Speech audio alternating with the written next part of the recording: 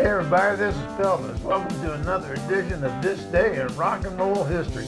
Today is March 11th, and we're going to go back to March 11th of 1964 and see what was happening back then, work our way right back here, and hit every March 11th in between then and now. So I urge you to sit down, buckle up, and let's get rolling. March 11th, 1964, the Beatles spent the day in the studio filming A Hard Day's Night. Filming on a stage made to look like a train guard's cage, where the Beatles played cards and mimed to I Should Have Known Better.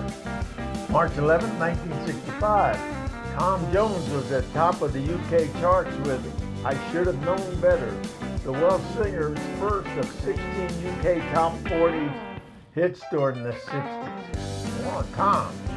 March 11, 1966, this week's ITV music show, Ready, Steady, Go, shown in the UK, was entirely devoted to the music of the Godfather of Soul, James Brown.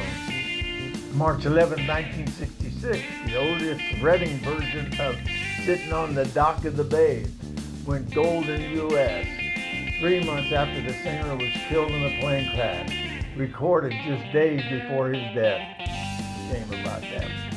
March 11, 1967, music publisher Dick James announced that 446 different versions of the Paul McCartney song Yesterday had been recorded so far.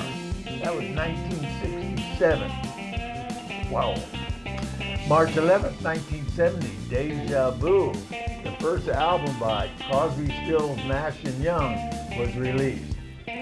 It topped the pop album chart for 1 week and spawned 3 U.S. top 40 singles, Teach Your Children, Our House, and Woodstock. March 11, 1971, Jim Morrison of The Doors arrived in Paris, booked into the Hotel Georgia. The following week, he moved into an apartment. Morrison lived in Paris until his death on July 3, 1971. 2 years to the day after the death of Rolling Stones guitarist Brian Jones, and approximately 9 months after the death of Jimi Hendrix and Janis Joplin. March 11, 1972, Neil Young went to number 1 on the US and UK album charts with his 4th studio album, Harvest. The album featured the US number 1 hit single, Heart of Gold. March 11, 1972, Harry Nilsson was a number 1 on the UK chart with his version of Without You.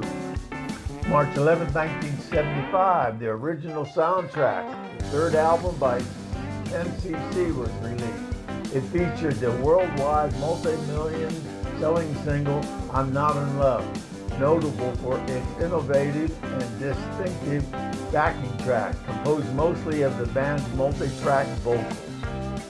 March 11, 1993, Oasis recorded their first demos at the Real People Studio in Liverpool. The set included Rock and Roll Star, Columbia, and Fade Away. March 11, 2008, Madonna was inducted into the U.S. Rock and Roll Hall of Fame at a star-studded ceremony in New York City. March 11, 2016, Keith Emerson of Emerson, Lake and Palmer died in Santa Monica, California of a self-inflicted gunshot wound to the head. All right, that was This Day in Rock and Roll History for March 11th. Now listen, I just skim the cream of the crop, okay? I just give you what I think I can do in this short period of time, but there's a whole bunch more that happens, and all you have to do is go down there and click that link, put in the day, the year that you want, and it'll spit out more information than you can imagine. And I hope you enjoy this stuff as much as I do. Okay, until we see each other again, this is old Pelvis saying adios.